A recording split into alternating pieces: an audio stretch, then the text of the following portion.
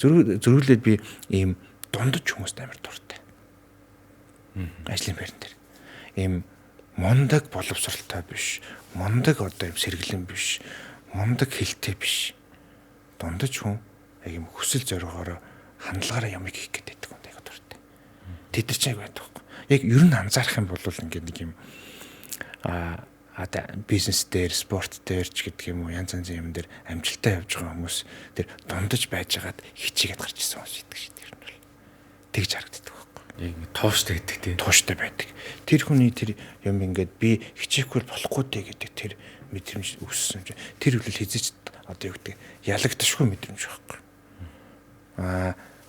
Багаасаа сайн байгаа эсвэл багаасаа өндөр байгаа сакс тоглодог байсан эсвэл багаасаа хичээлдээ сайн байсан хүн ханддаг байхгүй. Цадчихдаг. Тэгээ тэр нь нэг тийм уртын хугацаанд явдаг юм шиг санагддаг. Амжилтанд хүрсэн түүхийг бүгд л ярьдаг. Харин уналтын түүхийг баг хэн ч ярьдаг анзаарлаа. Уналтаас сургамж авч санаа сууя. За сайн мэцхан ингээд санаа сууя подкастын ээлж нэгэн дугаарыг хөглөж байна. Та бүхэн дугалцаг утсан байна. Ингээд санаа сууя подкастыг хүлээж үздэг та бүхэндээ их баярлалаа. Ягаад гэвэл бидний подкастын дугаар бол та бүхэн үнэхээр хэрэгтэй зүйлсийг ярьдаг гэдэгт би бол итгэлтэй байна. За мэдээж яриг санаа сууя подкастын зорилго бол одоо хүмүүсийн алдсан туршлагыг ярьж тэндээс санаа сууж бид хэрэгтэй мэдээлэл авдаг үлээ. Тэгэхээр энэ удаагийн дугаарт нэгэн сонирхолтой зочин хүрэлцэн ирсэн байна. Тэгэхээр бид бүхэн одоо жоохон дэгээ буюу хүүх хурдталтан та бүхэнд introduction хэлэхэд бол ChatGPT-г бид бүхэн байнга хэрэглэж байгаа. Тэгэхээр зарим нь бол баг хаяа хэрэглэдэг, зарим нь үнэгүй хэлбэрийг хэрэглээд байдаг тийм. Гэхдээ эний давуу тал нь юу юм? Ямар гоё боломж функцүүд байдیں۔ Google дээр сайлтыг хэрхэн ялгаатай. За байгууллага дээр тэр тусмаа ажилчтай хэрэг ашиглавал ямар давуу талтай гэдэг энэ технологийн гоё дэвшлүүдийг байнга өргөн дэлгэрээр ашигладаг нэгэн одоо үүсгэн байгуулагч царил хүрэлцэн ирсэн байна. За тэрээр бол уул уурхай ханганы нийлүүлэлтийн Cibon гэдэг компани shareholder, за Omni Capital банк ус ахын байгууллага үүсгэн байгуулагч Purvs өрн захирал маань хүрэлцэн ирсэн байна. Сайн байна уу та? Сайн байна уу? За одоо ингээд цаг зав гаргаад урилга хүлээж аваад ирсэнд баярлалаа. Өрсөнд баярлалаа. Энэ төр би сая нэг бичиг ярьсан. Тэгэхээр одоо таны нэг үндсэн background гэж ярьдаг. Таны талаар үндсэн ойлголттой олё гэж бодлоо л да бас хаана төгсөж ямар албан байгууллага хийжэв те. За намайг Purvs гэдэг түрүүний ярьсан хоёр байгууллагын тузын дараагаар ажилладаг. Бас давхар хотлооны чиглэлээр, уул уурхайн чиглэлээр, банк ус ахуйн чиглэлээр ерөөдөө ажилладаг бизнесмен байна. Мэргэжил болохоор би одоо шүтээсийн харьяа ГТЭМС гэдэг сургуулиас одоо болохоор өөр нэртэй болцсон. Компьютер технологи менежментийн сургуулийн бизнесийн удирдлага төгссөн. Дараа нь би Америкт Виржиниагийн олон улсын сургуульд MBA буюу одоо бизнесийн удирдлагын мастраар төгссөн. Тийм хүн байна. Тэгээд энэ ч одоо танай подкастын санаа сууя гэдэг одоо юутай штэ. Одоо алдснаа ярих хэрэгтэй штэ тий. Тэгээд тэгэхэнгүүт тэм талаас нь ярмаар санагдчихлаа. Тэгээ яг хуу би ч нөө бизнесийн удирдлагын мэргэжилтэй хүн. Тэгээд мэргэжилтэй амар дургу байсан юм. Ер нь дургу байлаа. Дургу байсан. Яагаад дургу байсан гэхээр одоо залуучууд ч гэсэн харж байгаа бах зүгээр яг тийм бодолтой хүмүүс байдаг бах. Яагаад дургу вэ гэхээр бизнесийн удирдлагыг би анх сураад мастраад сурсан, бакалавраад сурсны дараа дуртай байхгүй. Яагаад дуртай байх гэхээр эмч ч юм уу, инженер ч юм уу бусад хүмүүс нэгэд илүү мэрэгсэн байгаад байдаг. Нэг чиглэлээр илүү. Гэхэд бизнесийн удирдлагын ялангуяа маркетинг чиглэлээр ингээд мэрэгсэн хүн байхгүй. Яг тэгэж нэг тийм гоцгой давуу тал үүсгдэг байсан.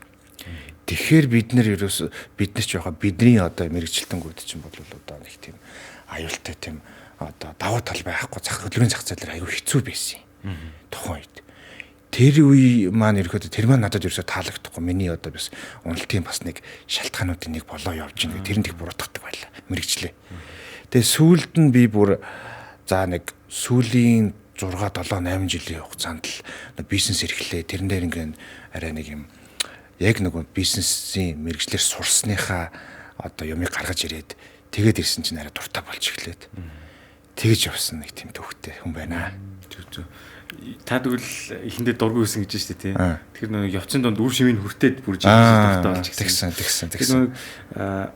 Америк та юу н бизнес эрхэлж ирсэн үү? Одоо тэгэхээр тэр яг асууж ихэд нөө Монгол бизнес эрхлэх, Америк бизнес эрхлэх ялгаа юу гэдэг бол зарим хүмүүс ингэж ярьдаг шүү дээ. Монгол бол одоо ингээд цементэн дээр цэцэг тарихтай адилхан бизнес үл Америк бол хөрснө айгуу гоё юмаа гэл нэг янз янз л яриаддаг. Таны ойлголтоор бол ямар ялгаатай? Америктэй бизнес хийх нь би хоёр үе шаттай ч юм хоёр юм түүхтэй. Эхлээд бол Америкт би 2009 онд очив. Тэгэл яг олонний жишгээр пиццаны жолооч хийгээл рестораны зөөгч хийж үзэл янз янзаар үзчихсэн. Тэгээ явж байгаа сүүлдээ машин борлуулдаг боллоо. Машин худалдааддаг боллоо. Тэгээд машин худалдаалдаг болоод ингээ явхад яг Америкийн тэр одоо эхний Америкт хийсэн тэр машины бизнес маань бол он жил үзээгүй. Одоо би он талаас нь ярих гэдэг хичээгээд байна шүү дээ. Он жил үзээгүй их сайхан маш өсөлттэй сайхан байсан. Тэгээд Америк Монгол хоёрын хоорондын ялгаа надад яг юу мэдрэгдэжсэн бэ гэхээр Америк маш том зах зээл, маш том зах зээл. Тэгэхээр тэр маш том зах зээл дээр нэг жижигхэн загас байх нь бол ингээд тухайн нэг бизнесийн хүрээнд ер нь бол хангалттай байдаг. Ер нь бол ингээд Хятадын зах зээл, Америкийн зах зээлээр олон хүмүүстэй ингээд уулзал явж хахад тэднэрт бол нэг л чиглэлээрээ бизнес хийдэг. Дагнан хийдэг. Яг л ингээд хийдэг. Бид нар тээвэр зууч, машин бол машинаар яг тэр чиглэл хийдэг. Тэгээд тэр хүн тэрдээ амьдралаа зориулдаг. Тухайн бизнесээ босгоцсон байвал. Монголд болохоор ч одоо сүүлийн үед одоо амжилттай бизнесүүд яагаад байна гэхээр дандаа салбарлаад байдаг. Тэгэхээр нэг компани байгуулалт гэдэг. Тий, олон компани байгуулал олон салбарлал ороод ингээ явчихдаг. Яагаад тэгэхээр зах зээл нь жоо хансыгээд ирдэг. Тийм байдаг. Дээрээс нь харгас капитализмыг сурсан. Харгас капитализмыг сурсан. Тэгээд харгас капитализм гэхээр одоо зүгээр хамгийн энгийн жишээгээл хэлэхэд чинь одоо зүгээр ингээд нэг юм манайхан чинь нэг юм чөлөө аавна гэдэг ойлголт өгдөг шүү дээ. Ажил дээр ч хичээл дээр ч чөлөө аавна гэдэг ойлголт өгдөг шүү дээ. Тиймд бол тийм байхгүй. Та байна уу байхгүй юу? Тийм олон ангилдгүй тийм. Ангил нэр тий. Одоо чи өвчтөй байна уу? Ядарсан байна уу? Хүнддэг шалтгаантай байна уу? Ажил явдал гарсан байна уу? Тэр ерөөс амахгүй суугаагүй. Манай багш нар хүртэл ингэж орж ирдэг шүү дээ. Би цалингаа авсан учраас энэ цугаад чамд лекц гэж. Лекц өгөөд ингэ явж байна. Чи мөнгө төлсөн учраас энэ сууж байна. Энэ цаг хугацаан дээр энэ лекцийн хугацаанд чи надаас юм авал байвал бай. Бивэл ажиллаа хийж байна. Тийм юмтай байдаг.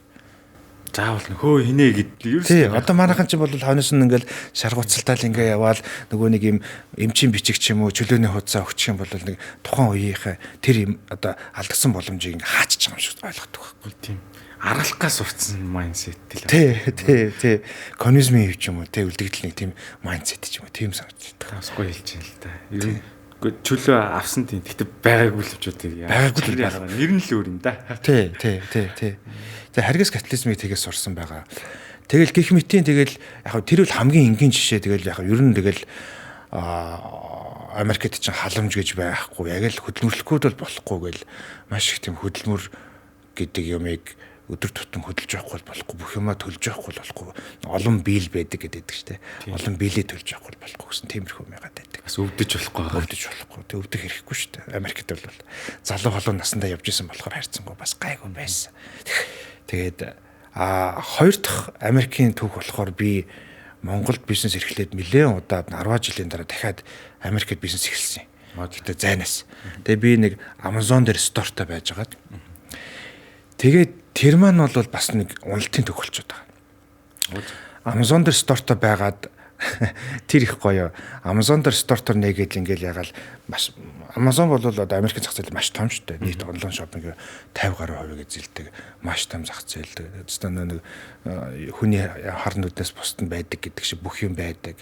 Маш олон хэрэглэгчтэй, маш олон борлуулагч нартай тийм том зах зээл байхгүй. Тэгээд тэрэн дээр бид нэр ингээд амар ингээд чадамжтай амар мундаг явах гад их мөнгө зарцуулаад их зардал гаргаад их ч одоо хүчин чармайлт гаргаад 2 жил явсан юм.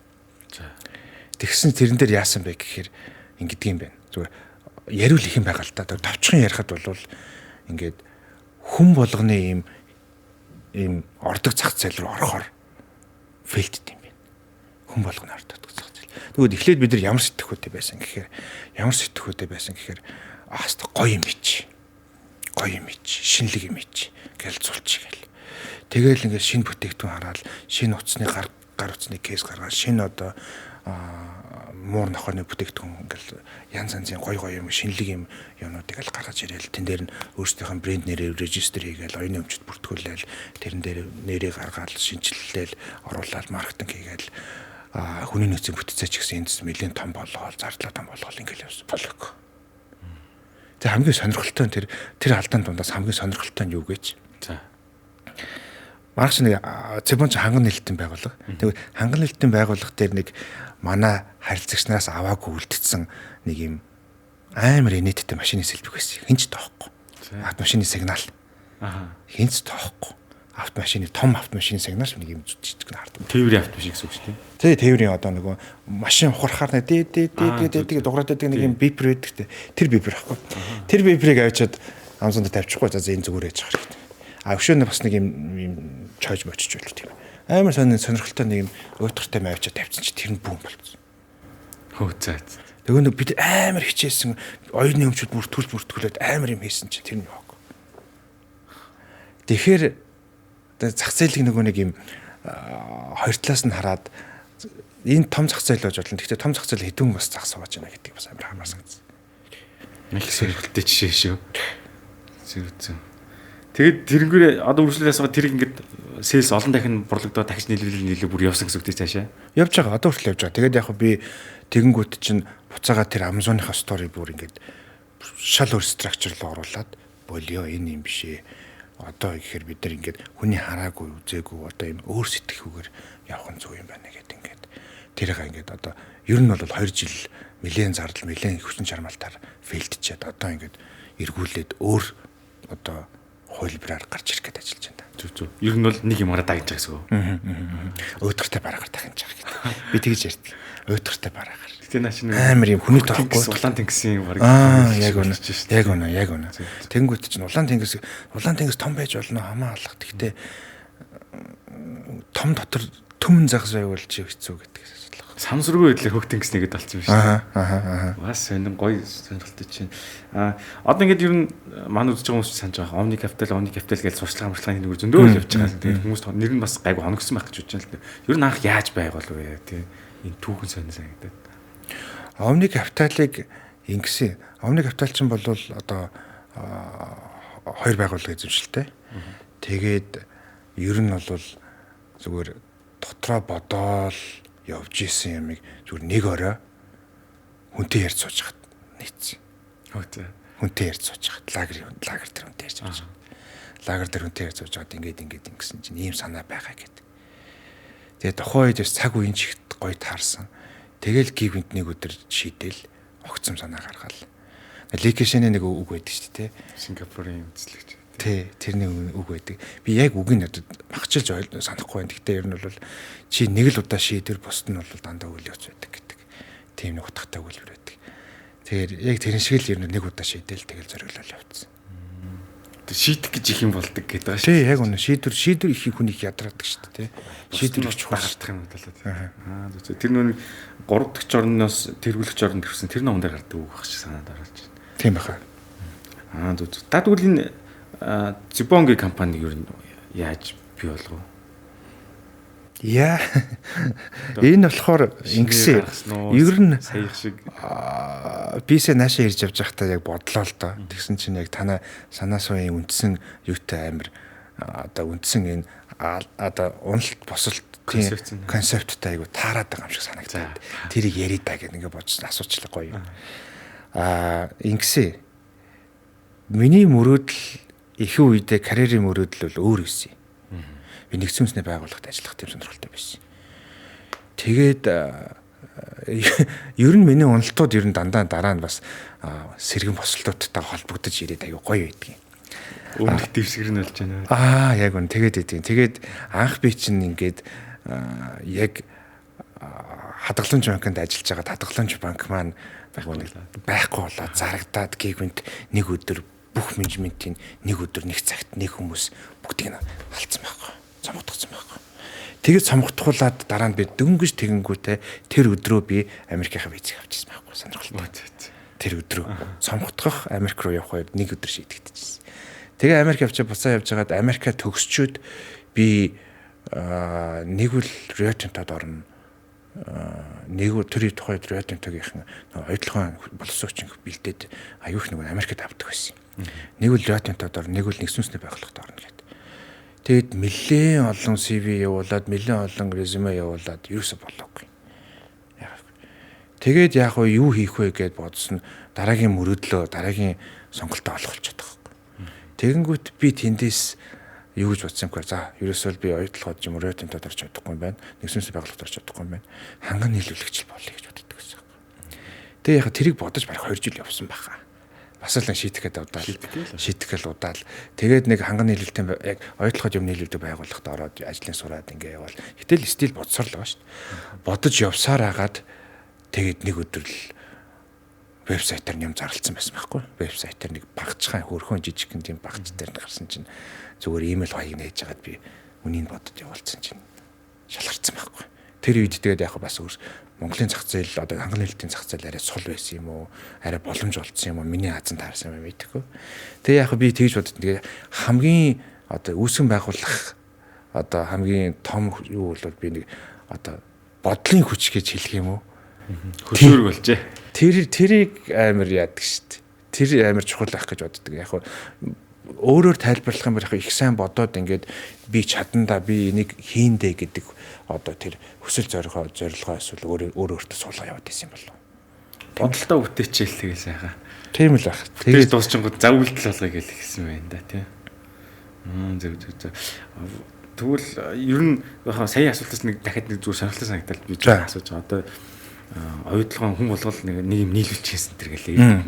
Тийм яриад явж идэг тийм. Оюутлогод бол энэ бол яг бүх юм нь шудраар яг зарчмын дагуу явагддаг гэж тий. Тийм шүү дээ. Үрийг шалгаруулах тий. Тэгэхээр тэрэнд шалгахын тулд яг юуг хүн яг зөв хийгээд одоо чинь үнэ баг тавиг гэлтэй шүү дээ. Ямар зарчмаар тэр шалгуулалтын тэнцэхтэй байдیں۔ Байгууллагууд үндсэн. Яг ерөнхийд нь ярих юм бол оюутлогоос нэг сурж байгаа гоё юм болохоор нэг юм процурement процесс болон тэр логистикийн процурement процесс нь болохоор яг юм глобал түвшинд явдаг байхгүй. Глобал түвшинд явдаг гэхээр одоо Австралид ч яг тийм форматаар явдаг, Риотонтой Монголд ч гэсэн тийм форматаар явж байгаа. Америкт өөр одоо Boeing компани ч юм уу одоо өөр ямар компани байдаг те. Тэр процесс яг л адилхан ойролцоогоор л явдаг. Процурement процесс тэргээр.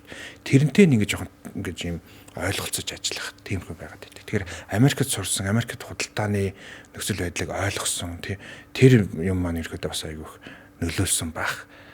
Тэгээд хоёр дахь асуудал болохоор миний ийм хувийн ийм ажиллах арга барил зан чанартай амар ингэж таард юмсан санагдсан. Тэгээ би ч юм болохоор нэг ийм сууж ямиг нухах дуртай. Учрыг нь болоод нэмийг нухаад илүү юм офс дээрээ сураад юм интроверт юм байхгүй. Интроверт хүн тэг юм хангаа суух мах нухад суух тэр дуртай. Тэгээ тэр ингээ нэг юм хэцүү байгаа, олдохгүй байгаа, учрыг нь болохгүй байгаа. Тэр одоо би өөр инженер хүн биш шүү дээ. Тэгтээ ингээ нэг юм инженерчлэлийн тэр материалын одоо зориулал болон одоо техник үзүүлэлт нь ойлгож болгоол ингээл тэрийг ингээл нухад сууж байгаа. Тэрийг ингээд олоод тэгээл ингээл санал болгоод өгөх. Тэр айгу сонирхолтой санагддаг байсан. Анхандаа бол бүх юм л идэг гэсэн чинь тэгэл. Яалч яг сайн судлаад энэ бүр таавал дуртай байсан биз дээ. Тийм дуртай тэгээд тийм нэг хувийн зан чанартай амар таарсан. Одоо тэгээд өөр аль газруудад ханган нийлүүлэлт хийж байна сая Цибунгийн компани? Олон газар руу юу? Ер нь бол манайх ийм онцлогтой. Манайх ийм одоо тоног төхөөрөмжийн нэлийн ийм төвөгшөлтөө гэх юм уу да equipment тийм одоо тоног төхөөрөмж болон сэлбэг нийлүүлдэг. Энгийн биш одоо. Тэгэхээр юу гэхээр дандаа тийм баяжуулахтай нэлийн технологитой тиймэрхүү уурханууд гэдэг нь юу гэсэн үг вэ гэхээр голцоо нөө хөлн баяжуулах ч юм уу тиймэрхүү уурханууд гэдэг. Тэгэхээр тэрэн дээр юу байдаг вэ гэхээр алтны уурхаа, зэсийн уурханууд байдаг. Тэгэхээр тэрэнд манайхаар бол одоо оюутлогын төслийг бол одоо 10 хэдэн жил хийж байна бид нар. Одоо оюутлогын төслийг тойрсон төслүүд бас байгаа. Тойрсон компаниуд бас байгаа. Эрдэнэт байна. Манай Эрдэнэт одоо Баян хайрыг байна. Гэх мэтийн тэгэл тиймэрхүү юмуд байдаг. Арай нүүрс болоод энгийн одоо уурхаар ороод ирэхээр бид нар тийм давуу талтай биш болж идэг. Бүр ер нь левел агсан төвчний нарийн магаж тийм байл л да. Тиймэрхүү л тэгж ойлгож байна. Зүг. За ингээд олон компани байгууллаа. Тэгээд зөндөө туршлага хөрвүүлээд явж илээ л да. Тэгээд та ер нь баг хамтаа олон чи ер нь менежментийн баг гэж ярьдаг те. Одоо яг үнэтэй ажилчид бол орон гарна тэгэл янз бүр менежментийн баг бол ингээд байнгын цогтой авах хэрэгтэй гадаг шүү дээ. Тэр хүмүүсийг ер нь хийдүүлээ байна. Яаж сонгон авсан зүгээр найз нөхдөйс нүү те. Хол явахд нөгөө нэг цуг явах юм чухал гэдэг дээ шүү дээ. Тэгэхээр бизнесийн хамтрагч юу нь яаж хийх нь гоё зүг сонгож байна. Тэгээ таарсан уу? Таны одоо би үл ингэж бодоод байдгийг яг номер 1 бол итгэлцэл. Итгэлцэл гэдэг нь бол яг заавал одоо тэдэн жил нөхөрсөн бай, ийм хамаатан бай ч гэдэг юм ийм гэдэг юм бол байхгүй. Би аль болохоор ихэд одоо гэр бүлийн бүтцээс алах гарахыг хүсдэг. Тэгээд итгэлцэл номер 1 гэж боддог. Хоёрт тэр удирдлагын баг тухайн ажиллаж байгаа хүн ялангуяа би гүйцэтгэх захирлуудыг сонгохдоо бол ийм ажилдаа дуртай байгаас, ажлынхаа ийм спириттэй байгаас тэрийг ингэж ягаасаа гэж тэгж амар хүсдэг байхгүй. Тэр нь амар чухал. Тэрнээс биш ингээд нэг юм за ийм цалин авчи да ингэчи да энэ ийм төгссөн биш энэ. Тий ийм сургууль төгсч эсвэл ийм цалин аваад цалинд нь болоод орчий да гэсэн. Тим юм ерөөсөө таашаадгүй гэхүү дээ. Тэгэхээр зүгээр сайхан нэг ном уншиж байсан. Тэгэхээр ном уншичаад болохоор нэг юм товчхон ярихад ийм хүмүүсийн дунд ийм хоёр ийм төөрөгдмөл байдал байдаг гинэ. За. Тэр төөрөгдмөл байдал нь юу вэ гэхээр хүмүүс болохоор хүн тархинд ингээд ийм эмоцийн тарих, мэдрэмжийн тарих, логик тарих гэж байдаг. Тэгэнгүүт хүмүүс логик тарихаараа шийдвэр гаргаад мэдрэмжийн тарих хажуунаас нь одоо нөлөөлдгөө гэж ойлгодог. Гэхдээ яг бодит байдал дээр мэдрэмжийн тарих шийдвэр гаргаад логик байдал зүгээр хажуунаас нь жоох үгэлдэг. Тавчхан дэйл гэдэг ном дээр гарч байгаа байхгүй. Тэгэхээр хүн байнга ингээд анзаарах юм бол хүн байнга мэдрэмжээр дуртай юмаа хийдэг, дуртай юмаа сонирхдаг, дуртай юмаа үздэг, дуртай үедээ ингээд явдаг. Та одоо фитнест одоо дургуул хийдэж явахгүй шүү дээ. Тий. Явахгүй шүү дээ. Дуртай болж ш л юм шүү дээ. Гэх мэтийн тэгэл яг хаа тийм учраас тэр дуртай байгаасаа, зан чанарын таараасаа, хандлагын таараасаа гэж боддог шүү дээ. Сайн нүн Daniel Kahneman нөө зохиолч Түргэн Батуу ордон шийдвэр гаргах байдаг. Биш. Тэр Марк Менсингийн номон дээр хоёр ном гаргасан ба шүү дээ. Хоёр дахь дээр ногоон 5 жиргэн төрлийн ихнийх ном тий. Everything fucked about hope. Юу лээ тиймэрхүү. Тэрийг уншаад эхэлжсэн. Би тэрний нэг 3-1 орцсон явж байгаа хаа. Тэрийг би бас нэг онгоцсон дэвж чаддаг чинь. Айгуу сонирхолтой юм лээ. Марк Менс амар шүү дээ. Яаж ингэж гаргаж ирж чадж яана гэдэг үнцгүүдийн. Амар шүү. Би тэр тийм юу гэдгийг амар олон сургууль төгсөөл эсвэл амар мундаг юм лектор байгаал гэл юм үзсэн тийм хүн биш. Дээрээс нь залуу хүн одоо нэг 86 оны миний үе юм байхгүй. 84 85 6 оны миний үе залуу байхгүй. Тэгээд ийм сонио ийм плейбой байсан, олон орноор амьдраад тэнвчлээ сурцсан ийм шал өөр амьдралтай бидний ийм нэг юм ном зохиогч гэдэг төгөөмөл ойлголтоос өөр хүн байхгүй. Гэхдээ тэрийг бичиж байгаа номны тэр амьдралыг ойлгож байгаа тэр үндсэн логикийг бол аим шиг таарч ирдэг шүү дээ. Би бол харах өнцгт үнэхээр давсан. Яг үнэ харах өнцөг. Би өстой ингэж бодоагүй нэгтэл битсэн. Би тэр нэгдүгээр ботыг ингэж хүмүүс хэлгээ санаа. Нэгдүгээр ботыг би англиар уншаад, монголоор уншаад, аудиогоор уншаад. Тэгээд Netflix дээр киног үзсэн шүү дээ. Өөртөө ингэ шингээж авахгүй. Даргиндаа бүр бат. Эхлээд ер нь ямар ч нэг нэг уншихаар чинь юу яд юм бэ шүү дээ. Нилийн хэдэн хүн гээгддэв юм. Угаасаа хоёр уншихаар бүр шимэгдэж та бол 3 уншсан бүр тултлал оруулсан юм. Тий. Үгүй яг тултлаа оруулсан гэж би хэлж чадахгүй. Би тий юунаас би яагаад гэдгийг ичээд идэг гэх юм. Гэхдээ би ингээд номны талаар хэлээ ярьж байгаа жоохон. За эсвэл юу уншиж чинь? Би бас нэг жоохон уншчих гал идэв нэг Goodreads дээр тэгэл юм хараал. Харизм гэх ном уншиж чинь emotional intelligence гэдэг хоёр ном уншиж чинь тэр хоёрыг л уншиж чинь да. Ер нь яг миний сонирхдаг юм болохоор тийм хувийн хөгжил өөрийгөө дотгошоогоо илүү харсан тиймэрхүү байдлыг илүү сонирхдаг. Тэгээд тэр хоёрыг илүү уншиж чинь. Тэгээд ер нь тэгэл одоо би нэг асуугаагүй ч гэсэн би нэг ийм ярмаар санагдаад байдیں۔ Тэгээд боломж олцсон дээр ярьчмаа санагдаад байдیں۔ Яг уу ингээд манай үеийнхэн одоо жишээ ном унших багассан. Манай доошоогоо үеийнхэн бүр багассан тий. Гэхдээ ном унших, YouTube-ээр юм сурах, эсвэл өөр хэлбэрээр сурах ингээд олон төрлийн хэлбэрүүд байгаа. Гэхдээ ингээд залуучууд ингээд нэгт тэр сурах арга барилууд дундаас нөгөө нэг knowledge retention гэж байдаг шүү дээ. Хэрэг хувь нь өөр төр чинь үлдэж байна гэдгийг айгүй анзаараасаа гэж боддог байхгүй. Би бол одоо залуучуудад бол чи ном уншихгүй байж болно. It's okay болно. Ийм одоо ийм хурдан одоо зах зээл дээр ингээл бүтэн ийм аимшигтай их төвчээр гаргаад аимшигтай цаг зарцуулаад ном уншихгүй байж болно. Гэхдээ ном бол хамгийн одоо юу гэдгийг мэдлэгийг чинь хамгийн нэг өндөр магадaltaгаар үлдээж байгаа байхгүй. Тэрийг ойлгосоо гэж боддог. Хоёр талаар ном харж байгаа юм одоо ийм утас үзхийн эсрэг байх гэдэг байхгүй. Утас үзэгч юм бол нэг допамин ялгараад гоё байгаал ингээл хүүхдэ болол ингээл явчихдаг шүү дээ. Ном бол амар төвчөө шаарддаг байхгүй. Бяцлал шаарддаг байхгүй. Тэгэхээр нэг юм бас нойр хүрдэг те. Би заримдаа зүр нойр хүрэх зорилтоор нэг уншиж таа. Гэх мэтийн тэгэхээр яг нэг юм утаснаас холдох гээд байгаа ч юм уу эсвэл юм утасныхаа эсрэг эффектийг тархиндаа оруулж ингэж одоо фокусаа сайжруулах те. Фокусаа сайжруулах, мэдлэгээс аврах гэх мэтийн нойроо хүргэх, тайвшрах, бяцлал хэлбэр тэрийг бас анзаараасаа гэж боддог шүү. Би бол яг санал нийлж байна. Яг тэгэхээр би ч бас яг нэг ийм хүзэл бодолтой. Тэгээд нэг номыг дандаа шүүн уншаад нэг уцаархын цагийн хооронд ном уншчихаар нэг ингээ гоё үргэлжлэл ирдэг байхгүй. Тэгээд унтахаараа яг тайвширч унтдаг. Тэгээд яг сайн дэн сан дээр нэмээ хэлэх нэг юу яа гэвэл яг бид нар ингээд уцаар TikTok юм үзэж байгаа. Тэгэхээр ном уншихлаар нэг төсөөлмөн бодох чадвартай ингээ ажиллаад байгаа шүү дээ. Хүн бол өөрийнхөө текстийг 10 уншаад 10 өөрөөр төсөөлнө. Тэгэхээр тэр хүний нэг ерөнхий мэдлэг болон тэр юу ч айгүй чухал юм байна тарихны үг. Тий. Юу би сүүлийн үед нэг юу яагаад байгаа. Шөмжлүүлээд байгаа. Өөрийгөө шөмжлүүлээд байгаа бас миний нэг коуч шөмжлүүлээд байгаа. Яасан гэсэн чинь чи уран зохиолын ном уншдаг юм байна. Уран зохиолын ном уншдаг. Тэгээ би яах гэж би багада зөндөө уран зохиолын ном уншсан би болцсон маяг юм яриад байгаа байхгүй. Тэгсэн чинь үгүй ээ. Чиний фантази сэтгэлийг хөгжүүлдэг гинэ. Өөрөлдөө нэг сая уран зохиолын ном уншаад инхээр дүрслээл одоо тэр хүн тэнд явж ийн ийм тухайд ийм өдөр байна, ийм юм байна. Тэр болгоны чинь нүдэндээ дүрслээд ингээд ирэхээр фантази сэтгэлийг хөгжүүлдэг. Фантази сэтгэлгээ чинь бас их өргөн хүрээтэй зөвхөн ийм урлагийнхан хийх гээд байгаа ч юм уу, тийх гээд байгаа бол биш. Хүн болгонд байж байгаа шүү дээ тийм сэтгэлгээ. Тэгэхээр тэрийг ерөөдөө бас хөвүүлчдэг юм байна л да. Хүн одоо том болоод ирэхээр илүү тийм рационал албараа яагаад.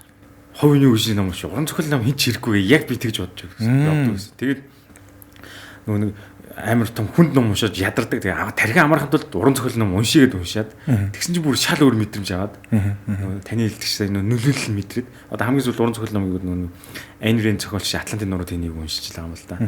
Тэгсэн чинь одоо юм байна. Яг таны ярьсныг бүрэн ойлгосон тийм. Тийм билээ. Тэгэхээр яалтчгүй байж ах хэвээр тэнцвэртэй байж ах хэвээр билээ. Баланстай байж ах хэвээр билээ. Тэгэхгүй тэгээд би болохоор нэг юм уран зохиолын ном бол нэг үл эмгтэж үүдэх, нэг бол хүүхдүүдийнх байдаг штэ. Хүүхд байхдаа зөндөл уншицсан штэ гэсэн маягаар жоохон бие тоосон байсан. Тэр их буруу юм байлээ. За гоё яриа нийлж чинь нэг ийм байгууллагын соёл авч явж байгаа, байгууллагын засаглал одоо бүтцийг загварчилж байгаа хүмүүс бол яалтчгүй уншдаг гэдэг. Тэгэхгүй бас явдгүй уншиж нэг шинэ апдейт авч тэрийг тэр хууч ном байна, шинэ ном дээр биш жоохно шүү дээ. Уншаад эндээс бүтц гаргахад айгүй хэрэгтэй гэдэг. Тэрийг бас та бол гоё харууллаа. Тэгэд үргэлжлүүлээ асуух нэмэгдэх emotional intelligence уншиж байгаа гэсэн тийм. Тэрний 9 вэ 27 9 баха бид гэсэн 9 дөрвөлг аймаг таалагдсан. Тийм би 9 рүү очиог одоо гэж хэлж байгаа. Ойрын хүн бай чинь таны хамгийн ойрын дайсан гэсний гарч ихтэй. Эхлээд нөхөр хоёрыг дайсан гэдгийг харуулж ялгаатай хэлсэн тийм. Энэ ямар гоё бүлэг гэж батсан. Эрэгтэй хүний эмэгтэй хүн хоёрыг ялгааг бүр хүүхд наснаас нь дээш нэг гэвчээ. Хамгийн дуртай бүлэг тэр. За одоо ингээд сая ингээд таны бизнес ер нь юу хийж байгаа бас хоёулаа гоё ном ярьлаа. Шууд нэг видеоны ихэнд ярьжсэн чат GPT би асуумаар санагдаж байна. Энэ бол их ярих дуртай сэдвүүдийн нэг. Би бол одоо байнгын төлбөртэй хөлбөрийг ашигладаг. Тэгээд та энийг ер нь хэрхэн ашиглаж байна? Хүмүүст мэдэхгүй одоо үйлдэл features те эднэрийг бас гоё ялгаа салгыг тайлбарлаад байгууллагад та нар ингэж ашиглаж болно шүү дээ. Ийм боломж юу шүү дээ тий. Магадгүй те хүмүүс монгол хэлээр бичдэг инж мэдэхгүй байгаа тий. Англиар л бичих гэстэйгээ тойроо яваад тийм үү. Тэр гоё одоо хэрэгжилж байгаа зөвлөгөөнүүдээс бидэнд санаа суулгаач. Би тийм ChatGPT-ийн эксперт биш ээ. Би үл биш. Зүгээр яг нэг энгийн хэрэглэгч. Зүгээр яг олон хүмүүс илүү хэрэглээсэй гэж бодоод байгаа. Тэгээд ChatGPT гэж юм байдیں шүү. Тэр нь монголоор байдیں шүү. Монгол бүх мада эмээ өвөө юу гэж байдаг, хүүхэд ч бүгд ч ChatGPT гэж монголоор бичээд би өнөөдөр юу хийвэл зүгээр вэ ч гэдэг юм. Тийм санаа өгөөч гээд. Ингэхэд бол айгүйх нэг юм баялаг болсон шүү дээ. ChatGPT айгүй мундаг болсон. Тэгээд улам хөгжиж яваад байгаа.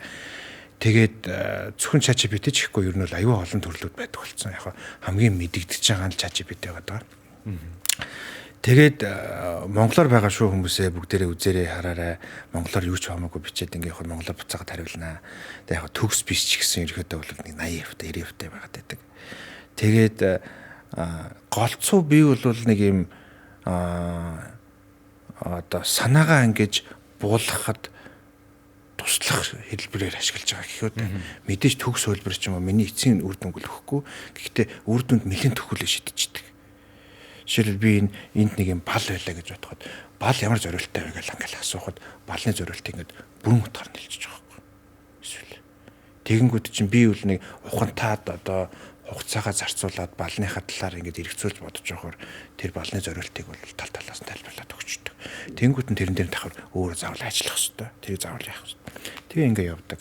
Дээрээс нь ChatGPT дээр юм нэхэхийн тулд өөрөө юм өгөх хэрэгтэй болдог. Тэр амар чухал гэдэг. Юм өхийн тулд юм авахын тулд юм өгөх хэрэгтэй болж. Тэгэхээр яг нэг ийм янз янзын одоо томьёолууд байдаг л да reason meason гэл томьёолууд байдаг л да. Тэр томьёолоор ингээд ямар ролтой бичих үү, ямар мэдгэд өгдөг үү, ямар одоо үр дүн хүсэж байгаагаа ингээд тодорхой бичээд мэлийн урт бичээд тэгээд өгөх юм бол илүү жоохон тодорхой гаргаж өгөх үү. Англиар нь prompt engineering гэж яриад байгаа шүү дээ. Тэгж хэлж байгаа юм тий. Өгдөл сайн. Тэр тусдаа мэрэгжил болсон байл шүү дээ. Яг өгдлийг боловсруулдаг хүн. Simple-ээр зүгээр юм өөрчлөхөр.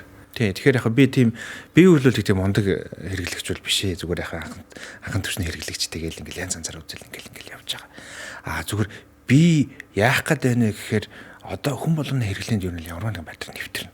Ер нь нэвтрээд эхэллээ шүү дээ. Зайлшгүй нэвтрээд эхэлчихлээ. Тэгэхээр би бол одоо компаниудын хүрээнд бүх компани бүх салбаруудаа би сургалт орё гэж бодож байгаа. Тэгээ доороо би нэг certified тренертэй болоод яг AR certified тренертэй болоод сургалтын материалаа бэлдээд ингээ явуулаад хүн болгон дээр манай хүний нөөцөд байгаа хүн болгон дээр би очиж төрж ирээд очиод за чиний ажилд хэрэглэнэ үү амьдралд чинь хэрэглэнэ хамаагүй энийг сураат гачаа гэдэг. Тэгэхээр certified team юуг яагаад бид нар нэлээд сургалтын материалаа бэлдээ дээрээс нь яг Монголд ашиглагдаж байгаа кейсүүд дээр бас хажууд нь цус дадлахч гадаг. Тиймэрхүү юм байвал надад хэлээрэй гэж таахгүй. Тэгээд Монголд байгаа яг тэр сургалт бэлэн бол бас ингээд бид нар бас компаниудаар авмаар санагдах юм.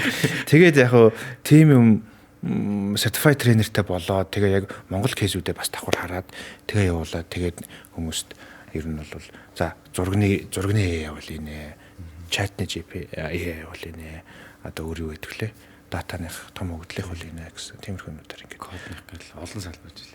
За ёстой гоё юм сонслоо одоо ингээд сертификаттай сурагч багш шүү дээ тий. Аль биесний тимтэй болох юм бол одоо би ч гэсэн энэ сургалтыг авмаар байна. Тэгээ танах хийх юм бол хин нэгэн зориулж эхлэх байх хэрэгтэй л та. Тий яг бид нар тэгээ сайжраад ирэхээр хийе яхаад байхгүй. Тийм үү. Наатаа ч бүр зар тавьж байгаа чавг хайж болоод авмаар санагдаж байна. Айгуу мэддгүй юм хийх юм бэл. Хүмүүс болгоно яг тань хэлдэг шүү дээ. Хитгэн бичээл хайждаг гэдэг бүр тэр өгдлийг дэлгэрэнгүй өгөх хэрэгтэй. Тэрэн дээр тэр prompt engineering гэдэг юм л сурчвал одоо алах гэдэг. Тий ер нь их гол хэсэг нь тийм болчиход байгаа тийм. Плюсүрэн захирлын ажилчид бол гоё хэрэглэнэ хүмүүр дээр нь ажилдаа амьдралдаа хэрэглээд өгч байгаа заахна шүү дээ. Ер нь ихэнх компаниуд бас яг саяын энэ жишээг гоё хэрэглүүл үнэхээр гоё кейс стади болохоор санагдлаа. За одоо бидний ингээд цаг үе дээр бол хамгийн их олдтой юу гэдэг нь насны хувьд байгаа хүмүүс бол одоо generation Z гэж яригдаад байгаа. Аюу хаас аюул ярих чинь хэллэг болсон. Энэ хүмүүс маань ажлын байран дээр хүмүүс ч байгаа ч залуучууд ажлын байран дээр одоо том болчихсон шүү дээ. Гарч эхэлж байна тий. Тэгэхээр энийг одоо та юу гэж бодож байна? Ажиллах одоо сул тал нь юу гэдэг, давуу тал нь юу гэдэг. Та яг энэ үеийг ажиллаж гэнэ үү? Ажил дээр. Гэхдээ ажиллаж байгаа залуучууд зөндөл байгаа шүү дээ. Ажиллахгүй жинзигүүд одоо манайхаа ингээд янз яриад байгаа одоо жинзиг муу сайн байна муу байна нэ тэр ингээл нэг бол мундаг байгаа нэг бол одоо жинзиг бол фейлдсэн тодорхой болчлоо гэж янз яриад байгаа. Гэхдээ дэртий дэргүү жинзигийн үеэр дайраал гарахаас хойш одоо inevitable шүү дээ. Одоо зайлшгүй шүү дээ. Одоо цогтож идэх шүү дээ. Тийм. Тэгэхээр би бол ингэж бодоод байгаа. Зинзи давуу талаагаа сул талаагаа тэр юм нь хоёулангийн өргөдөө тэрийг ойлгол хамтарч ажиллах хэрэгтэй. Дээрээс нь юу гэж бодож байгаа вэ гэхээр Жинзи яг хөдөлмөрийн зах зээл дээр ороод удаагүй байна л да. Дээрээс нь амьдрал руу ороод удаагүй байна л да. Тэгэхээр хариуцлагын мэдрэмж ч гэдэг юм уу эсвэл тэр бусад генерашнтэйгээ зохицох мэдрэмж нь арай боловсроогүй юмсан гэдэг байхгүй. Тэгэхээр яг зүгээр нэг хэдхэн жил өгчгөө дараа нь тэрний дараа Gen Z болчихно гэж бодод байдаг шүү дээ. Болчихно. Тэр тэргүй Gen Z л хөлбөмбөгийн зах зээл рүү орж Gen Z л авахаас өөр өөр яах юм. Гигвэнт өөр гадаадаас хүн аваад ирэхгүй л ойлгомжтой. Гигвэнт өөр алгасаад өөр альфаар орчихгүй л ойлгомжтой шүү дээ. Тэгэхээр үлээ зүгээр яг нэг амьдрал дээр гараад туршлага суугаад бас нэг юм баланстай болоод ирэхийг алтад нэг. За болийг 5 жил өгчих тэгэл надад жаалаад гэл. Зэ. Гоё хэлжтэй. Тэдэн жил өгчөө гэл. Тэгж үзэж. Тэгэхээр одоо яг саяын яриаар орсон үслээр дараагийн асуулт нь өөртөл болж илаа л да. Одоо ингээд манай улс бол ингээд жоохон ихэнх одоо сионер ч юм уу ажлыг хүн олдохгүй гэсэн одоо постуудыг харагдаж байна. Зар тавиад хүн ирэхгүй байна. Одоо гэж идэв хүний нөөцийн хомсдол манай ус орцсон уу? Орлого яг бүр. Та энэ талаар гоё яг одоо үндэсний асуудал болцсон нь бол тов тодорхой болцсон шүү дээ. Орлого яг бүх юм. Ямар ч газрын сиотой, ямар ч газрын хүний нөөцийн менежер ямар ч үнэтэй ярилцсан тэгэл хүн олдохгүй байна. Том байж ижиг ерөөс амахгүй бүгд олдохгүй байж. Одоо энэ гаргалгаа юу вэ? Тэгээд за яг одоо манай дээр хэрэгжүүлж байгаа юм болохоор ингэж байна. Зэбонгод ханган нээлтийн байгууллага төр болохоор бид нар бүр ингэж хүний нөөцийн хомслоос шалтгаалаад ямар шийдвэр гаргасан юм 24 онд ямар шийдвэр гаргасан бэ гэхээр хүний нөөцөөр маркетинг гэж байна. Та нар Зэбонгод пэйж рүү ороод үзэх юм бол манад ажиллах гоё шүү гэл ингэх мэт ингээд давуу талаа үүсгэл ингээ явуулаад одоо ингээд юм байна. 2-7 хоног гэрээс 2-7 хоногт нэг өдөр гэрээс ажиллаач. Ийм бонус юм урамшуултай. Бид нар ийм урамшуултай гэл тэрийг бас магтаад тах жишээ. Овны капитал дээр болохоор ингэж байна. Их сургуулиудтай хамтарч ажиллаж байна. Оо за. Их сургуулиудтай хамтарч ажиллаад хамтарч ажиллаж эхэлж байна. Тэгээд ерөөхдөө манаа дээр ажиллачаач. Тэр чинь одоо юун дээр тезис буюу одоо тий диплом хамгаалалтыг чинь тооцоолчихж гэх юм уу. Дээрээс нь бүр одоо этүгэнтэй бүр этүгэн сургуультай бид нар хамтаа ажиллагаагаа өргөсжүүлэхэд бол бүр саксны багтаа хүртэл спонсороор орж шүү дээ. Гэх мэтийн саксны этүгэн эргэсүүд гээд саксны баг байгаа. Овны капитал. Тэгээд гэх мэтийн дээр хамтаа ажиллагаагаа бүр амар сайн өргөжүүлэхэд бол янз янзаар үзэж байна. Гэх мэтийн тэгэл хомсдлоо ингээл дотоодосоо л яагаад янз янзын аргачлалаар ингээ яваад. Та нар анзаарсан бол HR маркетинг буюу одоо хүний нөөцөөр маркетинг хийж байгаа байгууллагууд Америк болсон шүү дээ. Тэгээ яг тэднийх нь эхлэлийн хэдэн бид нар байх гэж би өөрийгөө зүгээр өөрсдөө тоогоод байгаа. Гэхдээ яг ер нь бол газрууд бол аюух HR-аар маркетинг гэдэг болсон. Тийм болцсон. Сүүлийн аюух ингэ бүр тренд л одоо та эдэн оноос эхэлж ирсэн гэсэн үг гэрч одоо. Үгүй энэ жилээс ихсэн бид нар. Энэ жилээс хийж эхлээл ерөнхийдөө санаа нь бол байж исэн. Тэгээд энэ жилээс яг ажил болгож эхлээл хомсдлын асуудал өргөдөж шийдэх гэл. Тэгэл ингээл явж байна. Тэгвэл одоо бүр одоо хүний нөөцөөр маркетинг бүр сонин кейс гараад ирсэн билээ. Би бүр өчигдөр нэг ундаг дугуйтай ингээ гудамжаар зарлж байгаа видео. Тийм байлээ тий. Машин.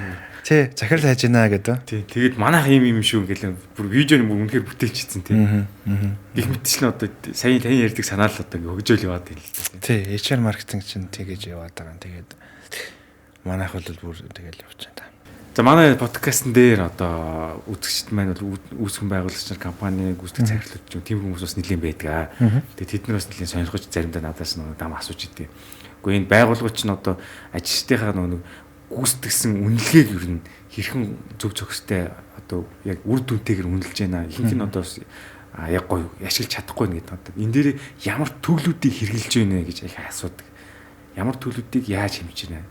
Энд дэр та ер нь өөрийн компани дээр ямар ашиглаж байгаа жишээнүүд вэ? Ихэнх нь бол одоо KPI-аа яг зөв гаргаж чаддгүй юм байна л да. Хэцүү. KPI айгүй хэцүү. Тэгээд нөгөө өөрчлөлийн менежменттэй холбоотой, хүний сэтгэл зүй цалинтай холбоотой ч бас нэлээд хил амттай, нэлээд зовлонтой. Бид нар тэгээд одоо жишээ нь ханган нээлтийн байгууллага дээр бол KPI-гийнхаа 2 дахь 3 дахь хөлбөр дээр явж байгаа юм. Сайжруулалт ингээл явж байна. Бас л ультимат зөв, ультимат мундаг бол болоогүй л байна. Гэтэ бол цагаар KPI хэмжихийг бас айгу бага хэмжээнд төвшөнд байлгаал. Тэгээ ажлын байрны онцлогоос нь шалтгаалаад онцлогийг бас амар сайн харах хэрэгтэй. Онцлогийг хараад дээрс нь хэмжигдэхүйц байлгаал. Онцлогийг хараад хэмжигдэхүйц байгуул, урамшуулахаар байгуулал. Тэгээд аль болохоор хасахгүй байхыг хичээж байгаа. Хасахгүй байхыг хичээж байгаа. Тэгээд аль болохоор бас урамшуулалт цайлан бүр юм компани нийт урамшуулал, хувийн урамшуулал, За тэгэл гадаад явах мөх гэл ингээл идэвхжүүлэхийн тулд зөндөл юм хийж үзэж байна. Дээрээс нь одоо та KPI сайн ажиллаж байгаа юм бол KPI чинь өндөр үнэлгээтэй хамт гэрээсээ ажиллаж болно. 27 ногт нэг удаа гэрээсээ ажиллаж болно гэсэн ямиг танганы хэлэлтийн байгууллага төр бид нэвтрүүлсэн ч явж байгаа шиг. Гэх мэтийн тэгэл яан зүр яг ажлын байр болгоноос шалтгаалаад ирэхэд тэгээд миний нэг KPI дээр тавьдаг нэг юу болохоор одоо нөхцөл гэх юм нөхцөл болохоор ямар нэгэн захирлын чимэн газрын хилцээний даргын үзэмж орох гэсэн. Үзэмж өрөөс орчлоггүй. Тэ? А гэдэг хүн, Б гэдэг хүний яг үндсэн перформанс нь гарах хэрэгтэй. Тоогоор илэрхийлэгдээд гарах хэрэгтэй. Тэ? Яг нэг багдгүй нэг гүйцэтгэх захирал газрын дарга ч юм уу нөгөө нэг юм тухайн кейсээс шалтгаалаад нэг юм за энэ дээр нэг юм давгчууцсан зүйл ч юм уу энэ дээр нэг юм маркетинг асуудлаас болоод ийм асуудал гарсан гэдэг нэг юм 5% девацийг багдгүй ажист хийж болох юм. Тэрнээс биш. Ингээд бүгднийг ингээл энэ хүн дуртай энэ хүн дурггүй гэд тэрийг ерөөсөө хийж болохгүй гэж боддог. Тэгээ ингээд KPI-г задлаад үзэхээр тэр чинь ингээд шал өр харагдаад ингээд графчдаг байхгүй. Тэрийг сонирхолтой шүү дээ. KPI-г задлаад яг үрдэн. Тэрийг л гоё дэлгэрүүлж бас мэдмээр байна. Яг л хин компаниуд жоохон нэг юм зүгээр нэг юм жишээ гэдэг ч юм уу тийм үлгэлэх маркер яг гүн орохгүй байгаа байхгүй. За би бол задлаад гоё байлгах гэдгээсээ илүү ер нь аюу залхуу ч гэдэг юм уу товчхон ойлгомжтой байлгахыг хүсдэг шүү дээ. Жишээлбэл одоо манай борлуулалтын ажилтан дээр бол дөрвөн метрикс байдаг. Дөрвөн юмар л үнэлждэг байхгүй. Яг нэг нь бол яг жоохон нийтлэг хамтын ажиллагаа хариуцлагатай байдлыг үнэлж явждаг. Үндсэн яг 3 одоо борлуулалтын ажилтны 3 үндсэн метриксэл хүний саналаа өгч гинөө, борлуулалтаа хийж гинөө, асуудлаа хурдан шийдэж одоо үндсэн операц ажил аягүй сайн хийж гинэ гэсэн 3 юм л явждаг. Тэгэл явж. Тэр аягүй тодорхой болгочдөг. Ажлыг ингэ явждаг. Тэгээ дээрээс нь тэр хүн дээр нэмэлт юм хажуугийн ажил юусэн өгөхгүй. За та яг энийг л та энэ л зорилготой гэдэг. Тэр бас амар KPI дээр бас тэр аягүй чухал юм шиг байна. Ийм хажуунаас өөр үүрэг, өөр ажил, өөр юм ороод ирэхээр тэр хүн гацаад эхэлдэг. Зовлонтой байгаад байдаг. Тэгэхээр яг чи бол энэ одоо энэ машины энэ хараашууд энэ дугуй шүү. Таны энэ үргэж чинь энэ шүү. Тэрийг аягүй сайн ойлгоод ингэ яваад тэрэндээ дуртай байгаадтай бол аягүй санагддаг шин. Зүг. Тэгэхээр асуултанд чи бүр эсрэгээр хариулсан уу би. Яг задлаад гоё гэхээр надад задлаад гоё юм байхгүй харин чи бүр амар энгийн байгаад байдаг. Тэр чинь харин ингээ сайн дүүн шинжилгээ хийсэн юм шүү. Би үл тэгж ойлгоод байна. Яг оновчтойгоо гаргаад ирсэн. Тий. Яг их муу хариулсан юм шиг мэдээж түрээд байна л та. Би болохоор бас таныг ингээд яг эннийх нь бид нар ингээд 360 аргачлаа ингэж авдаг ингээд нэг юм нэг шипи маркийн тип маркийн бас хийж магадгүй гэж бодохгүй. Гүү бид нар тэгдэггүй. Тэг айхтар тэгэж KPI-аа ингээл ингэхгүйгээр харин зүгээр ингээд харин чиг үүргээ тодорхой ойлгоод тэгэл тэрийг маш энгийн байлгах. Тэгэхгүй болохоор KPI нөгөө ажил хийхээс илүү KPI бодно гэд цаг үрээдээ бол утгагүй л авчдаг. Зүг. Одоо тэр чинь амар стресс үүсгэж тийм. Ер нь бол айгүй гоё л хэлжлээ л да. Ихэнх газар ч нөгөө үнцэн ажлын хичээл хажуугаар нөгөө нэг олон юм давхцаа тэгээд тарандаад алинд нь ч юмгүй хоцорчдаг тийм. Тэрийг л гоё тодорхойлж байна л да. За ингээд байгууллага өдөрж байгаа хүн болгонд нэг асуудал байдаг. Яг зөв үнийг олно гэж явдаг. За олсон байна яг хийдэг зөв позишн уу байршлаар 50 дахиад нэг асуудал байдаг. Тэгэхээр энэ бол байгууллага өдөрж байгаа хүн болгонд тулгардаг л асуудал. Яг тэр би энэ чиглэлээр ажиллана гэдээ ороод ирсэн мөртлөө яг ажлаараа хараад нэг л биш таарахгүй байдаг. Өөр юм таарад байдаг тийм. Тэгээд тэрийг шилжүүлэх энийг харж онох тийм. Энийг одоо чинь зүгээр шууд ингээд чэжмийнгээр харж байгаа ингээд сэтгэл хөдлөлөөр шийдэх гэж байхгүй. Тийм учраас энийг одоо яаж детальч бүр нарийн судалгаан дээр суурилж одоо тийм зөв хүмүүсийг зөв газар тавина гэдэг шиг тийм. Энэ аргыг та байгууллагад хэрэгжүүлж байна. Энэ асуулт яаж зөв өнөө олох вэ? Яаж шадартай өнөө тодорхойлох вэ гэдэг асуулт айгүй хэцүү асуулт байхгүй юу? Бид нар буюу одоо бизнес эрхлэгч хүний нөөцийн менежертэй толгой гашлагаад айгүй олон жил явсан. Тэгээд ер нь универсал асуудал хаа. Бусад байгууллагууд ч гэсэн тэгж явж байгаа. Нийтлэг угаасаа тэгээ явж байдаг. Тэгээд тэрэн дондоос бид нар нэг Omni Capital дээр нэг юм аргачлал зохиож байгаа. Одоо бидний бодож чадах хамгийн сайн аргачлал одоо одоогийн байдлаар гаргаж чаддаг байхгүй. Тэгэхээр ингээ яаж байгаа вэ гэхээр бид нар судалгааны компанитай бид нар хамтраад Big Five personality буюу Ocean загвар гэж байгаа. Ocean гэдэг Ocean гэдэг 5 үсгийнх нь арталт юм хүний одоо 5 хүнийг 5 төрлөөр одоо тухайн хүнийхэн зан арын шингийн тодорхойлоод 5 одоо арын шингийн тодорхойлоод тэгж тодорхойлцоод тэр нь одоо яаж яана гэдэг тийм их хэрэг ажлын байртаа зогсож байна гэх. Тэгэхээр бид нар ингэж байгаа. Уулнал үндсэн зорилго бол энэ ажлын байран дээр ямар хүн одоо тохирох вэ? Энэ ямар хүн доктортай ажиллах вэ? Ямар хүн сайн ажиллах вэ гэдгийг л зан төлөөр нь холбож ойлгох гэдэг байхгүй. Холбож ойлгох гэдэг. Тэхийн тулд яаж байгаа вэ гэхээр эхлээд эхний шатан дээр бид нар ингэсэн. Омны капитал дээр бид нар 100 гаруй ажилтнтай байхгүй. 100 гаруй ажилтнаа бүгдэнд нь нэрсэн судалгаа аваад. Бүгд нэр судлаа. Тэнгүүд янз бүрийн ажлын байр байдаг шүү дээ. Нягтлангууд байгаа, зээл эдэсгнэр байгаа, маркетинг байгаа, аудит байгаа гэх мэт удирдлагууд байгаа. Тэгэнгүүт бид нар ийм одоо байгаа сайн ажиллаж байгаа, доктортой ажиллаж байгаа хүнийхэн зан төлөвийн ийм модуль авчиж байгаа байхгүй. Хөлбөр авчиж байгаа. Нягтлан хүн дээр одоо хариуцлагатай байдал чухал. Гэдэг юм. Тэ маркетинг хүн дээр одоо опеннess чухал гэдэг юм. Нээлттэй байдал чухал гэдэг юм. Гэх мэт ийм загварчлал авчиж байгаа. Тэгэхээр өөрөөр хэлбэл бид нар ийм түүхэн дата үсгээд байна шүү дээ аминда. Хувийн зан чанар жишээлх модельтэй болсон. Модель болоод. Тэнгүүд тэр модельтэй тохирсон хүн бас хайгаад байгаа байхгүй. Одоо тэрийг л тэгжил бид нар ойлгоод байгаа. Тэгээ тийм юм нэвтрүүлээд эхэлж байгаа байхгүй бид нар. Тэгэхээр тэнгүүд за нэгтлэн хүний энэ зан чанар байх юм бол энэ хүн энэ ажлын байрнаар удаан ажиллана. Чанартай ажиллана, сайн ажиллана гэдэг. Тэрийг л ойлгох гэдэг байхгүй. Тэгэд хамгийн тэрэндээ ойрцсон хүн аваад. Гэтэ бас нэг ажилд авахаас өмнө шийдэж чинь яаж чинь орцоо та бас нийтээр нь авцсан гэж шүү дээ тий. Ажилд авахаас өмнө шийддэг тийм зарчмал оруулж байгаа байхгүй. Гэтэ одоо бид нар бол эхний хөлбөр дээр явж байгаа. Эхний хөлбөр дээр яаж байгаа гэхээр үндсэн бүх ажилчдаас аваад дууссан. Одоо тэгэнгүүтээ боловсруулад тухайн ажлын байр болгоны юм дээр. Тэрнээс биш тэр хүнийг л ямар нэгэн хүнийг муу хүн, сайн хүн, чадвартай хүн, чадваргүй хүн гэж огт хайхаагүй байхгүй. Тэрийг дээрэс нь тэр Big Five гэдэг тэр 5 төрлийн хүний зан арын шин ер нь л өөрчлөгддөг юм байна л да. Ер нь л ийм тогтмол маягийн маш бага өөрчлөгддөг. Өөрчлөлт болно гэхдээ маш бага өөрчлөгддөг.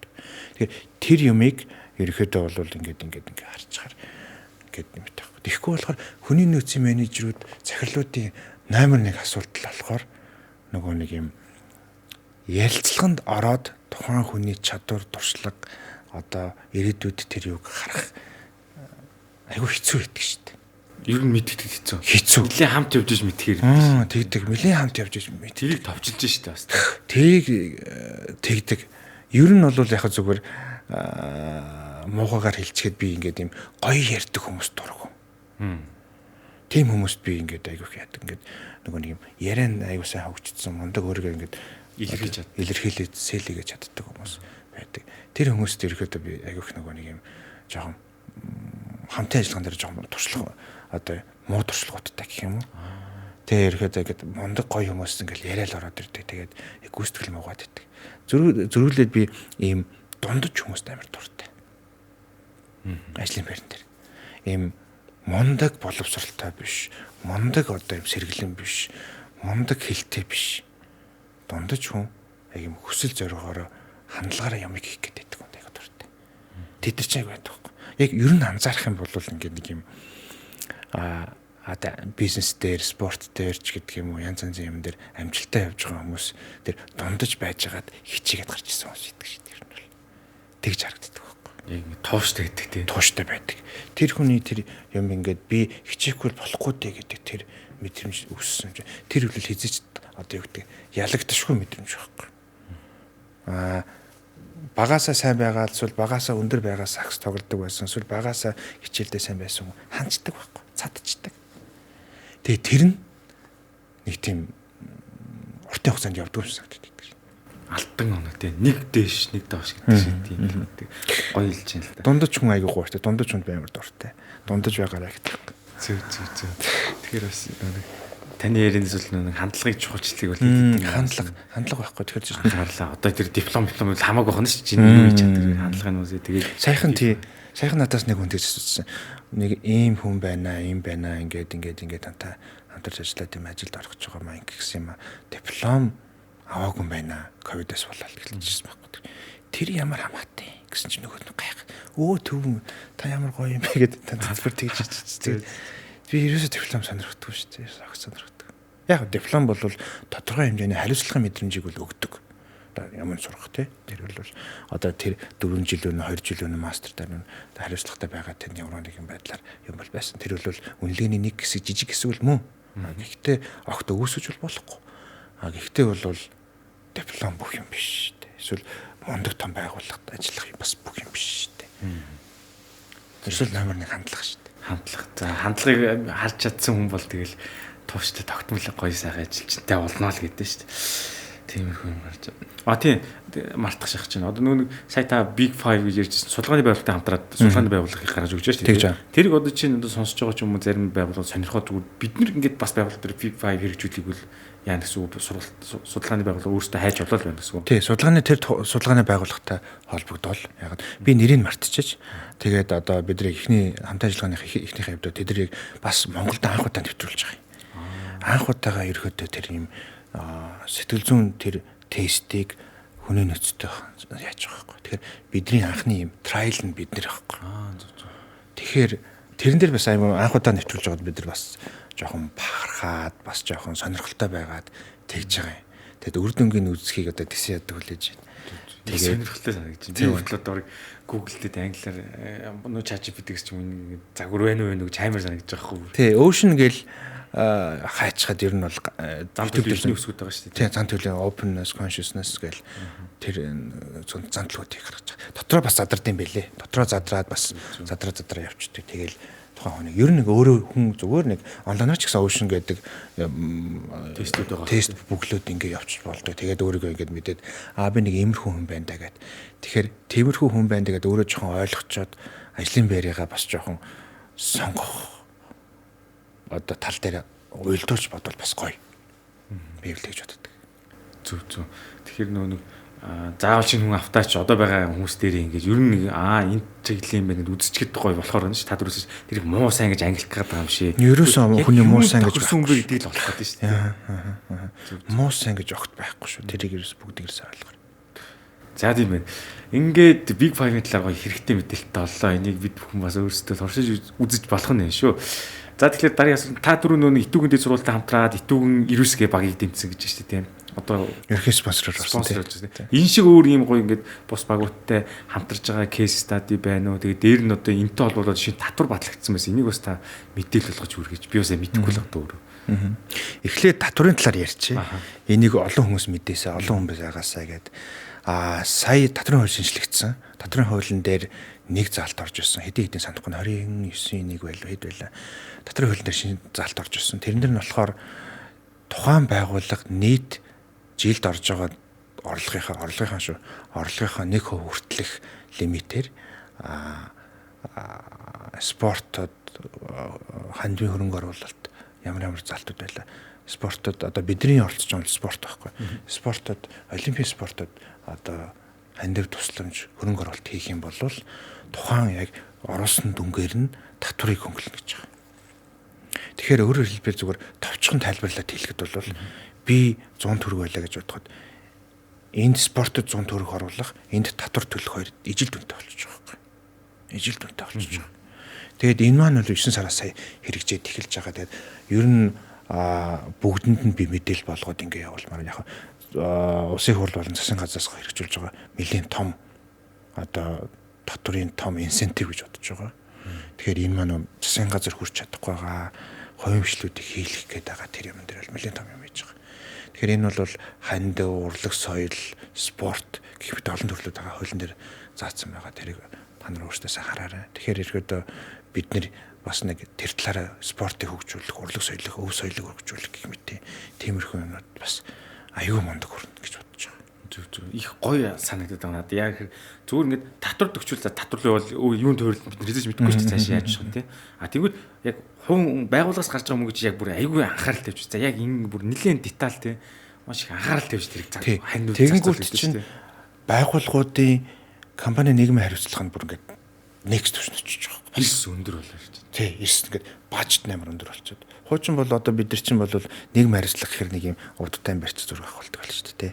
Тэр одоо манай дээд үеийнхний дэнд соёл байл шүү дээ. Нийгмийн хариуцлага шахаа гэж. Тий, одоо тэгээд тэрийг одоо би их халах гэж өөрчлөх гэж байгууллага дээр их үзсэн.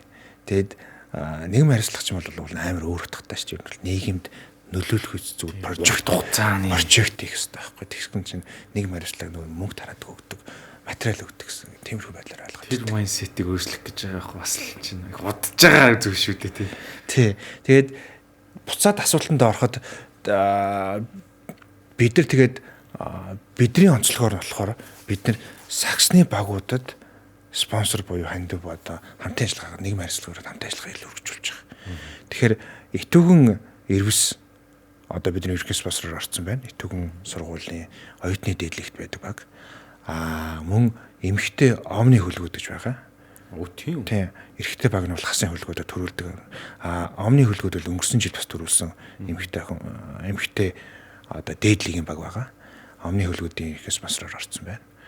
Тэгээд саксны хувьд ерөөдөө бид нар компани нийгмийн хариуцлага болон маркетинг хэмжээнд л хамтарч байна да. Тэгэхээр энэ хуулийн дагуу хамтарч байгаа гэсэн үг байхгүй. Тэгэхээр бусад бас байгууллагууд, бусад бизнесүүдтэй бас зөндөө ихөр одоо энэ татврын талаар судлаач, хуулийн байгууллага татврын санхүүдэд хэлээд хуулийн залуудаа судлаад журмнуудаа гарч байгаа байх татврын газраас. Тэгээд журм гарч ирэхээр хуулиудаа судлаад ерөөдөө нийгмийн хариуцлага илүү гоё Монголд орон даяараа ингэ явах юм бол бас нийгэмд аягүй тийм гоё юм гарах гэдэг. Тэгэхээр яг урлаг соёл, өв соёл гэл амар олон юм гарах гэдэг. Бидний хувьд бол саксыг сонгосчод байж байгаа. Бидний хувьд бол компани болгоны ерөөдөө нэг юм спирит байдаг шүү дээ. Спирит байдаг шүү дээ. Бид нар ч гэсэн ерөөдөө өөрсдийн манай байгууллага юм бол өөрсдийн байгаа дэмжээд ингээд юм дотоод спиритийг бас саксаар өгөх гэдэг байхгүй. Тэгээд тэрийг дагаад бас нөгөө хөгжөөн дэвшигчээ байгууллагын нэгдэх юмд бас нөлөөлж шүү дээ. За одоо энэ их гоё хэрэгтэй мэдээллийг бид бүхэн авлаа. Бүрсүүрэн захирлаас. Тэгэхээр энэ юу гэхээр та татрыг судлаарай. Энэ бол үнэхээр олон байгууллагад хэрэгтэй байх гэж гоё зүйл ярьлаа гэж бодож байна. За одоо ингээд манай Сансуй подкаст маань ер нь өндөрлөлт тийш хандаж байна. Тэгэхээр одоо сүүлийн асуултуудын нэг болох би яриа эхлэхээс өмнө асуумаар санагдсан. Тэр нь юу гэхээр SEO хүн бол одоо зөндөө ажил хийж байгаа жинхэнэ байгууллагыг бадж чаа тий. Томилогдсон SEO өөрөө SEO-го игэж явж байгаа. Тэрний дараагийн түвшин бод одоо SEO-нуудад томилоод одоо дээрээс нь одоо туузын дарга гэж манайх их ярьдаг тий. Англиар chairperson ч юм уу тий. Энэ SEO болон төлөөлөл өдөртөх зүйлийн дарга хоёрын ялгааг та бас гоё одоо яг ийм ажил хийж байгаа хүний хувьд гоё өөрийн өнцгөөс тайлбарлаж өгч. Би айгүй олон жил явах цаа бас олон жил хийсэн хүн найзууд хамаагүй ярьж болохгүй байх гэдэг. Нэг 10 жил гүйцэтгэх захирал хийсэн. Тэгээд сүүлийн 3 жил төлөөлөл өдөртөх зөвлөл одоо шэр холдгийн зүгээс яриад ажиллаж байна. Тэгээд энэ хоёрын ялгаа юу гэхээр амар ялгаатай. Аимшигтай ялгаатай. Тэгээд илүү гүйцэтгэх захирал болохоор илүү ийм operational хэлбэрийн өдөр тутмын ажил, хариуцлагатай байдал, цаг барилт одоо яг зорилго плана детачилж хараад ингээд тэрнийхээ төлөө ингээд алхамаар урагшилдаг тийм илүү тийм operational ажилтай, механик ажилтай одоо ийм юутай харагддаг одоо ийм өдөр тутмын ажиллаа их хариуцлага ихэнд шаарддаг. Галтгоо базна гэж яриад байгаа. Яг үнэ. Галтгоо ажна. Галтгоо базна гэдэг чинь тийм галтгооны ажил ихтэй, галтгоо айгуу сайн базах хэрэгтэй. Тэрний төлд ингээд цагаа, толгоогоо, хөс хүчээ аяух гаргах шаардлага гараад байдаг. Тэгэнгүүт хүмүүс болохоор тузын дарга болон одоо энэ хувьцас эмчтийн зүгээс ингээд юу хийдэм бол эднэр ингээд бараг л машин унал ингээд ийшээ ингээд амархан ажлыг л гадаадаар яваад идэг гэж бодд юм шиг байна. Айгүй буруу ойлголттой. Айгүй буруу ойлголттой. Сул хуралдал ирдэг гэж ойлоо. Тий, эсвэл хаяа хуралд ирэхээр хурж ирчээд бусд үедээ хаана байгааг мэддэг гэж. Гэхдээ тузын дарга маш их ажилтай байдаг. Маш их нэг компани үндсэн манлайлал болон алсын хараг их төсөөлж хараад тэрний төлөө ирээдүйд юм бит бус юмыг бит болгох гээд хичээж маш их явдаг. Тэгэхээр ерөөдөө над дээр яг миний хувьд ингээд тулгарсан асуудал байсан юу нь байсан бэ гэхээр алсын хараа тэр төсөөлөл бит бус байдлыг ингээд бит болгоод авчирж ирээд одоо боломжийг гаргаж ирэх тэр болон тэр юм зан чанартаа их дутагдаж эхэлсэн. Тэгэд баг багаар өөрийгөө ингэж өөрчилж эхэлж байгаа юм. Тийм ч бас их ном уншаал, юм хүний хөгжлийн ном уншаал янз янзаар ингээд ягаал ингээл явсан. Тийм учраас ирэхэд бол өөр юу гэж тэгээд тузын даргын ялгаа нь юу вэ гэхээр харин тийм төсөөлөн бодох чадвар, алсын хараа барих байдал, бас нөөрэс networking ч гэдэг мэдээллийн урсгалыг бас зөв ингэж боловсруулах гэх мэт. Ер нь нэг тийм бит бус одоо юмтай харьцах тийм чадамж аюу хэрэг боллоо таахгүй. Зүг. Тэгдэг. Шээ бол ил харагдах ажлаа ингээл төчгнүүлээд төчгнүүлдэг те. Яг хилцээр хувааж байгаа л хилцээхэн ажлыг чагсааж бичээл одоо ямар workspace ч юм уу, ямар төдөө ч юм уу, ямар планер дээр ямар нэг байдлаар ингээл хийгээл зуралдаал үзээл нэг өдөр болдог. Тэгэхээр тузих бол ингээд юм аюу их тийм бит бус байдлаар ингээд явдаг. Их хүмүүстэй их ажиллана. Өөр өөртөө их ажиллана. Одоо боломжууд та их ажиллана. Тэрийг гаргаж ирэхин тулд одоо ингээд бодиттой болохын тулд аюу их тийм зовдөг. Тийм ажил байгаад байдаг. Бараг л тэр алтан газууц чиг баримжаагийн гаргаад шүү хэрэгтэй. Тий. Яг үнэ. Тийм байдаг. Чигээ баримтлаг. Шонор л ингээл юм барилээ. Машинаа барилж тэгдэг. Машинаа бариараа өгдөг. Тэгэхээр завчилж шүү. Тий. Ер нь би урд нь бол яг энэний ялгааг ярьж ирсэн хүнийг л мэдэхгүй юм байна. Тэгэхээр би энэ хариултыг олох гэж өөрөө их зовсон. Ер нь бол өөр дөрөө бас нэлээд тийм алдаа оноогоо нэлээд хараад бос цуугаад ингээд янз янз болоо явсан. Тэгээ тэрэн дундаас бүр нэг сонирхолтой юм ярих уу? За тэгээ. Нэг сонирхолтой юм. Тэгээд би яг ийм ажлаа өөрчилчөөд өөр ажлын байртаа болчоод одоо ийм тузын ажил, шэр холдрын ажлыг хийх гээд ингээд явж хахад ментор их хайсан байхгүй. Ментор хайж явж хахад олтоогүй. За тэгээ явж хагаад би ер нь сүүлийн мэдээлэл шүү гэхдээ ментор хайж явж байгаа тэгээд миний өөр шугамар ажил хэргийн шугамар өөр төслөөр юм хийж ээжсэн чинь миний ментор хэн болж таарсан гэж. За жүжигчин хүн болж таарсан. Өө тийм үү? Жүжигчин, мэрэгжлийн жүжигчин. Бүр нэг фантаст талаа төсөөлөх гэж ари өөрөө. Яг хоо нэрийг хэлээд яг хоо гэхдээ одоо бид бүгдийн мэддэг жүжигчин хүн давхар сэтгэл зүйн чиглэлээр сурдаг юм байхгүй. Тэгээ тэр хүн миний ментор болж дууссан шүү дээ. Тэгээ би ихэнх үедээ бол огт тийм төсөөлөл байгаагүй. Би ч гэсэн өөр чиглэлээр байгаагүй. Тэгэхээр миний хайж исэн юм шал өөр шүүгэнд байсан байгаа байхгүй. Тэгээ тэр хүнтэй ингээ ярилцаад ингээд ирэхээр би бол нэг юм талхны гадна тал дарах юм хэлбэрийг хараадсан байхгүй тий. За чи ингэж ажил, ийм ажил, энтэй очиж ингэдэг гэсэн тиймэрхүү юм механик юм одоо менторын боловсрол хайгаад байсан чинь тэгсэн чинь тэр жүжигчин хүн дээрээс сэтгэл зүйр сурдаг хүн намайг бол дотрын задлаа хийчих жоохгүй. Дотроос нь задлж хаяад тэгэнгүүтээ чи ингэж ажиллахгүй тий. Чимдэр юм чамд одоо яг ингэж ийм чадвар очиж хараад. Тэхийн тул ийм төр ингэж ангаар. Ийм тасгалуудыг ингэж яв гэдэг. Наа чи их сони юм байна. Сонирхол. Жишээ нь ментор гэхээр яг тэр чиглэлээр одоо тэтгэвртэй гарсан чинь таашил. Ийм хүмүүс бодоод исэн чинь. Бүр нөө Stanford-ийн design tech сургуулийн нөө хичээлээр гардаг чинь. Огт тэр мэрэгч тамааргүй хүмүүсийг суулж санааг нь гаргадаг шиг өөр хүнд явчихсан биз. Наа их сони юм байна. Тийм. Тэгээд бүр мэрэгжлийн жүжигчин тэр ямар ч бизнесээр ажиллаж үзээгүй. Тийм чиглэлийн биш. Шал өөр хүн намайг задлж өгч байгаа байхгүй. Тэр нэг сонирхолтой байсан. За юмд баригдаж хайж болохгүй нэ. Тий. Юм чин өөр шүүгэнд байгаа шүү. Тий. Өөр шүүгэнд байх магадлалтай шүү гэж. За ингээд манай Сансой подкастын ээлж нэгэн дугаар байна. Намттай сайхан яриагаар инхүү өндөрлж байна. Бидний дугаараас зөндөө олон сонирхолтой юмдыг мэдж авлаа. Ялангуяа татврын хөнгөлөлтийг мэдж авлаа. ChatGPT-г хэрхэн ашиглах юм тий. Big 5-ыг сэтгэл зүйн туршлагыг яаж ашиглах гэх мэтлэн зөндөө одоо биднэрт хэрэгтэй ажил албан дээр хувь хүн дээр ч гэсэн хэрэглэх үс ийм гоё туршлагуудыг цаг цаваа гаран ярьж өгсөн пүрвсүрэн захиралтай их баярлалаа танд. За ирсэн гэсэнд их баярлалаа. За урьж оролцсонд баярлалаа.